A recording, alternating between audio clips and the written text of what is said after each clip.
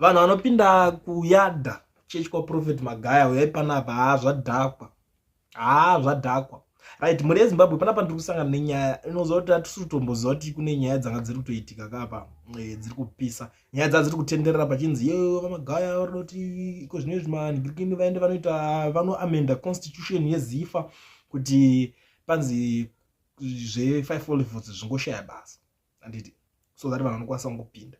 But panyaya iyo according nemabudiro avaita because vanga vari 2 vachinzi ivo Magaya vada kupinda nevo vada kuita vice wavo handiti vanhu vavirivo vakateedzana.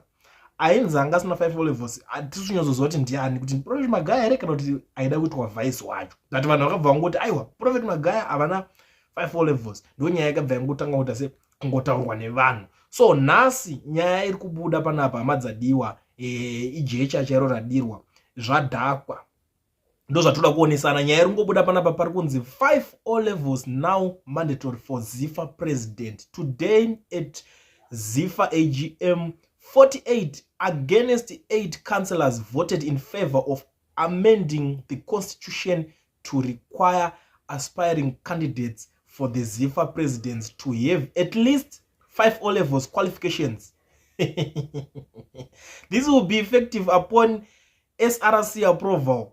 Pakaipa unozoti saka vanhu vacho vangada kutraya kuita ka 8 chete ndo vangodefenda kuti 5 olives dzina basa 48 ndo vataura kuti dzine basa ndo zvavoterwa zvaiswa musarudzo.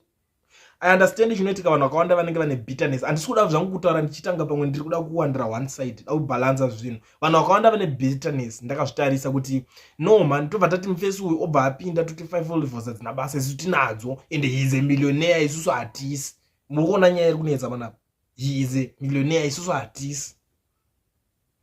Saka aiwa ngaaite zvimwe ngaaite mabusiness ngaaite zvimwe zvese zvimachechi. Zvakaoma hamadzadiwa. Unoseka nhamo serugare so. Pasisina plan kwakutongonotangidza kwakutongodzokera kuma all night prayer that is kana vasinawo 5 olives because panapa nyaya iripo ndo yanga iri kutongonetsa ende ndo chinchege chachiri kutongovamisa ende tikada kumeasure when it comes to popularity zvekuzonzi zviri paground chaizvo zvokunzi tikanzi taakutovhota kuti panzi paitwe president weZifa yanga iri gobhora kuti Prophet Magaya vanga vachitongopinda ka1 because zvinhu zvavari kutoita zvinobatika tisingatarise zvokunzi ana Peter Ndlovu vakazotamba bhora vakaita sei reputation yevanhu ivavo vakuti vakamboita sport vada kuzodzoka vakuda zvigaro yakagara yadamagedwa nevanhu vakaita sana Case Coventry akaita sport achiswima zvinodadisa mamedals atitaure zvakawandisa zvaakaachieve handi yabvanzi minister of sports tarisai pane sports iko zvinezvi vanhu vakutonotambira maground ekunze kwenyika but minister of sports aripo zvinhu zvakadhakwa zvinhu zvese zvingori scattered hazvisina kana order but vakatopinda ground maground aitoshandiswa emuno vanhu aitotambira muno bhora zvichitofamba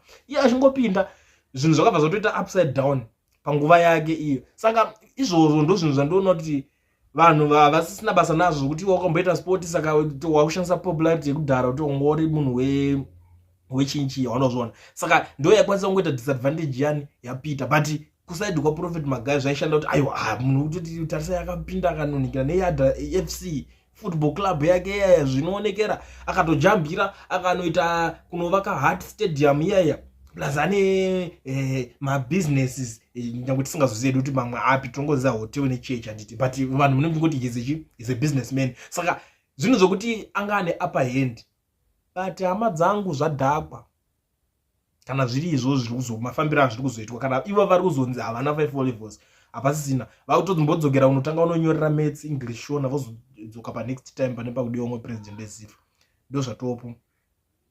Muri yeZimbabwe nangondidarike nepanapa munondiziva nini zvenyaya zvikaizvo I will never disappoint panapa panonzi pakuclear as usual. Kana usati wambosubscribe join this family ugare urimo mudariro tichikupai nyaya dzese dzinenge zichiitika but tiri panyaya iyoyi yaProfeti Magaya nenyaya zvaitika zvese izvi muri kuionawo sei nyaya